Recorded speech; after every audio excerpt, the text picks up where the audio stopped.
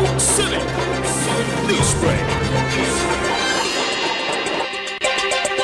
Tampok sa ika-18 ng Hunyo ang 10 indigenous cultural communities mula sa lungsod ng Tabuk na maglalarawan ng kani-kanilang natatanging ritual ukol sa iba't ibang aspeto ng buhay ng mga Tabukenyo mula sa kapanganakan hanggang pagburol.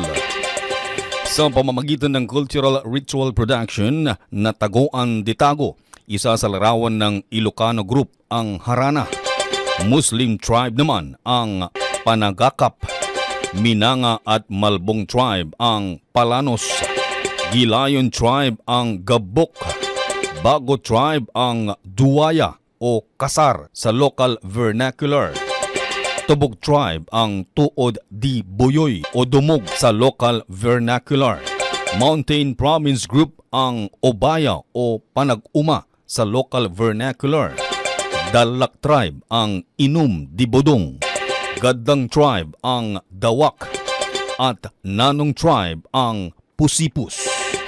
Ayon kay Orlando Gunday ng City Barangay Affairs and Community Relations Office, inaanyayahan niya ang publiko na manood upang bigyang kamalayan ang pagpapahalaga ng mga natatanging kultura ng mga tribo at ethno-linguistic group na namamalagi sa lungsod ng Tabuk.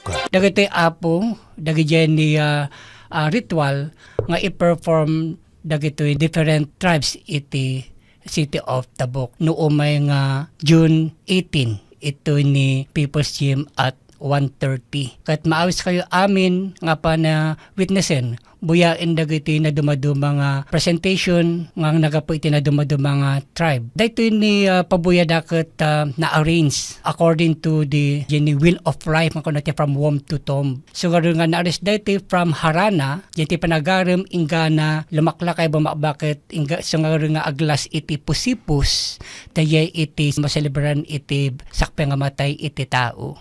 Ang cultural ritual production na Taguan de Tago ay bahagi ng Barangay Tourism and Cultural Day ng 2025 Mataguan Festival na gaganapin sa June 18, kung saan magiging tampok din ang Mataguan Run Relay, Mataguan Banga Relay, Invitational Enhanced Street Dance at Barangay Solidarity and Gangsa Awards Night.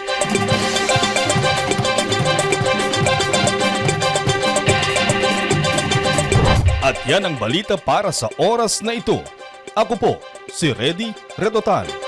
Tabuk City Newsbreak.